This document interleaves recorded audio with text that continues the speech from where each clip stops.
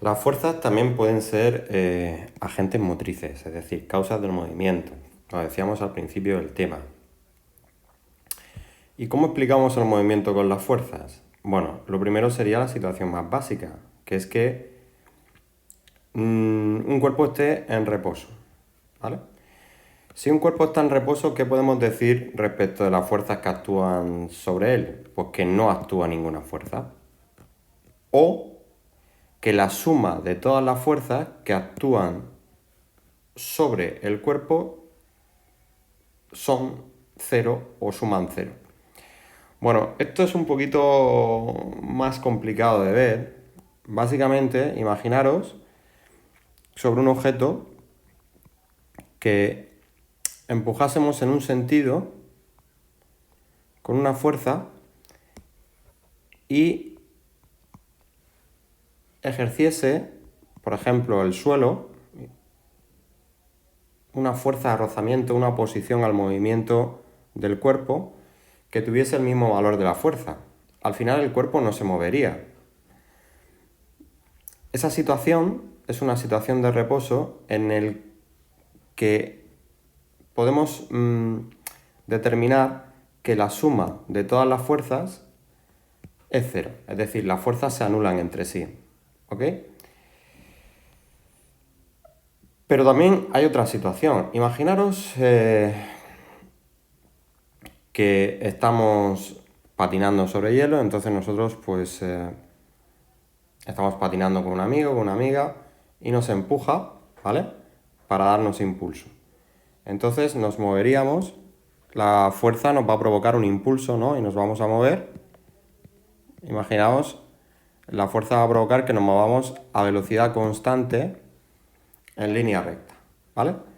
Bien, pues ese movimiento que vamos a tener no se va a ver alterado siempre y cuando, una vez que ya estamos en movimiento, no al principio, cuando se nos ocasiona el movimiento, sino una vez que ya nos estamos moviendo a velocidad constante, a no ser que, pues, mi amigo o mi amiga se ponga delante de mí ejerciendo una fuerza, pues no me voy a detener, ¿vale? O no voy a cambiar mi velocidad, a moverme más lento, o incluso a cambiar de dirección, ¿ok? Entonces, si no actúa ninguna fuerza, o la suma de todas las fuerzas que actúan sobre un cuerpo es cero, podemos asegurar que ese cuerpo permanecerá en reposo, o bien se mueve a velocidad constante, ¿ok? Y esto se conoce como principio de inercia. El principio de inercia, también conocido como primera ley de Newton, es un principio fundamental de la dinámica y el enunciado original venía a decir que un cuerpo tiende a mantener su estado de movimiento en reposo si no actúa ninguna fuerza sobre él, ¿vale? Vamos a imaginar la siguiente situación. Pues este chico va en su moto, ¿vale? A una velocidad constante, ¿ok?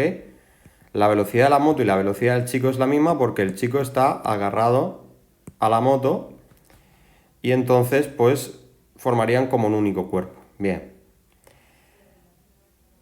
En esta viñeta, en la segunda viñeta, vemos cómo este muro va a hacer que choque y entonces se suelta. De manera que, pues, cuando finalmente choca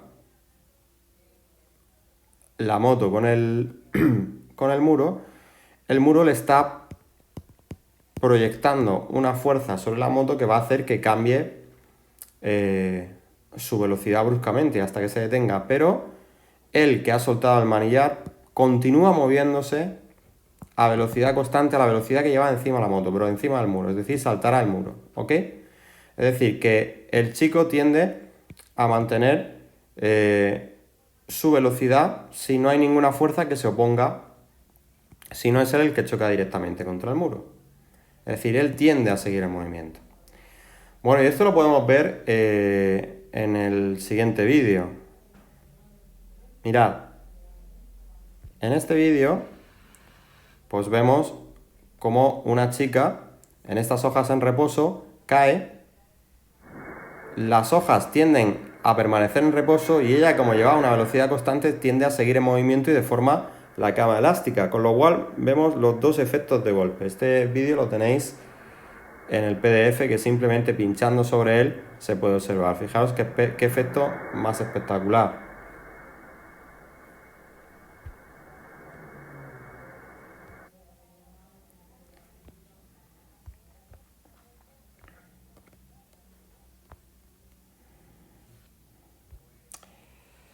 Pero ¿qué pasa si las fuerzas no se anulan entre sí? Si la fuerza total no es cero.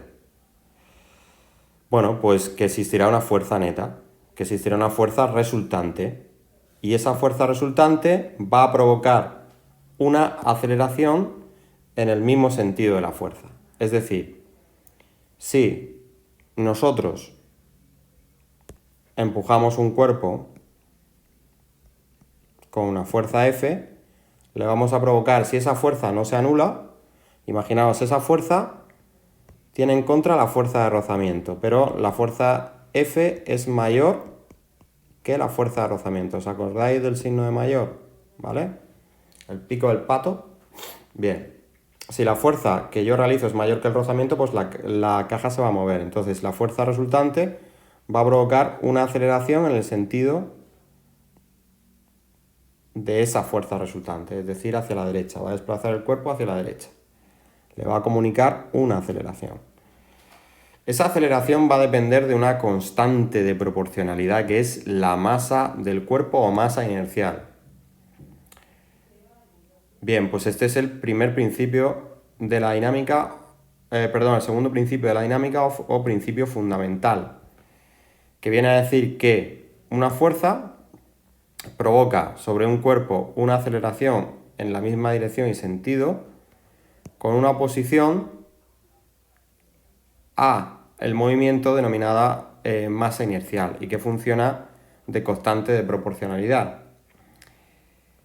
Fuerza igual a masa por aceleración.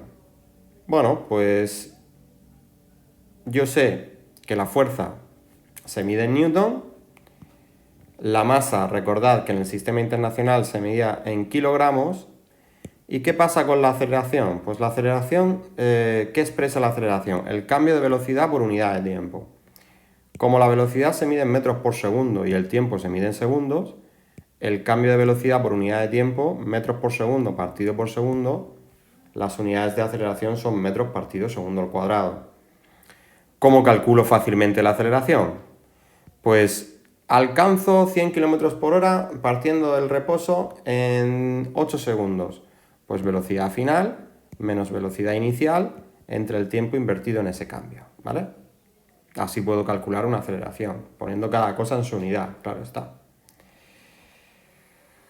Bueno, a veces, pues en lugar de calcular la fuerza sabiendo masa y aceleración, pues a lo mejor tengo que calcular la aceleración y me dan la fuerza y la masa. Bien, pues despejo. Aceleración, la masa está multiplicando, pasaría dividiendo, es igual a fuerza partido por masa. De la misma manera, masa es igual a fuerza partida por aceleración. Yo puedo calcular, sabiendo dos de ellas, la tercera magnitud, ¿ok? Muy bien. Pues vamos a hacer un ejemplo en el que tenemos un objeto, en este caso un animal, un elefante adulto nada más y nada menos, de 6 toneladas. 6 toneladas, si recordáis, una tonelada eran 1000 kilogramos. Por tanto, 6 toneladas pues será 6 por 1000, 6000, ¿vale? Un elefante adulto pues es bastante pesado, 6000 kilos. Vaya tela. Bueno, pues un elefante puede alcanzar 5 metros por segundo en 4 segundos. 5 metros por segundo son aproximadamente unos 18 kilómetros por hora, para que os hagáis una idea. Esa velocidad es a la velocidad que podéis seguramente correr muchos de vosotros. Algunos la superaréis, pero es una velocidad que está bastante bien. Es decir, que yo no me la jugaría con un elefante, ¿vale? Así que intentad no granjearos ese tipo de enemigos. ¿Será muy grande la fuerza que debe realizar el elefante para alcanzar esa velocidad en ese tiempo? Es decir, me preguntan por la fuerza. Conozco la masa, 6.000 kilos, pero ¿y qué pasa con la aceleración? No la sé. Claro, pero yo sé que la aceleración es la variación de la velocidad entre el tiempo invertido en el cambio de esa velocidad. La velocidad ha pasado del reposo a 5 metros por segundo, es decir, velocidad final 5, velocidad inicial 0. Incremento de velocidad 5 menos 0, que es 5. El tiempo invertido, 4 segundos. 4 segundos. Pues si yo divido 5 entre 4, me queda 1,25 metros segundo cuadrado, que era la unidad de aceleración. Ya tengo la aceleración y tengo la masa. Si de 3 cosas yo conozco 2, pues puedo calcular la tercera. Fuerza es igual a 6.000 por 1,25. Cojo mi calculadora y eso me sale 7.500 newton. ¿Qué fuerza más grande tiene que realizar el elefante? ¿Qué aceleración? ¿Grande, pequeñita? Bueno, no sabemos muy bien porque no tenemos nada para comparar. Bueno, vamos a hacer otro ejercicio. Vamos a suponer ahora una pequeña fuerza de 500 newton, ¿vale? Una pequeña fuerza de 500 newton. Esa pequeña fuerza de 500 newton la vamos a hacer sobre un balón de medio kilo. Bien. Y cuando tengamos la aceleración que adquiere el balón, lo que vamos a hacer es ver qué velocidad pues le proporciona si el impacto del golpeo del balón dura media décima de segundo, 0,05 segundos. Vamos a hacerlo. Bueno, aceleración es fuerza partido por masa, ¿vale?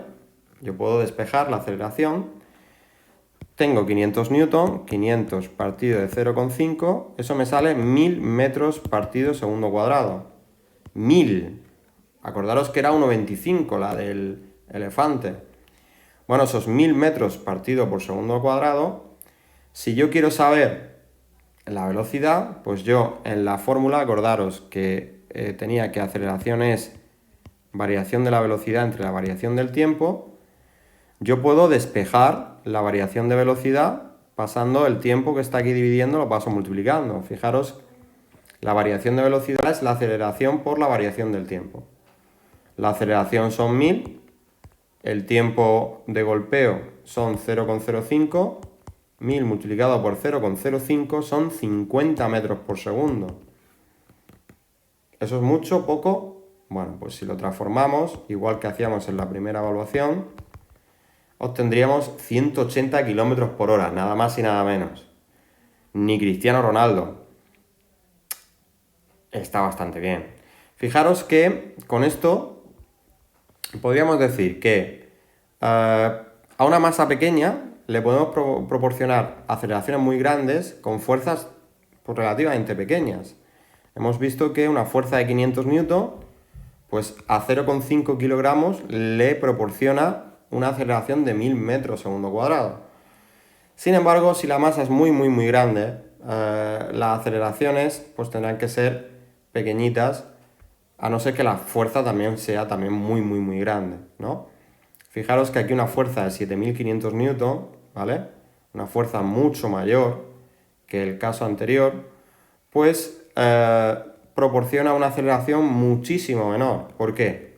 Pues porque la masa inercial, la masa que tenemos que mover, pues es las 6 toneladas del pedazo de elefante y no el medio kilo de nuestro balón de reglamento, ¿ok? Bueno, pues esta sería la explicación de fuerzas como agentes de movimiento.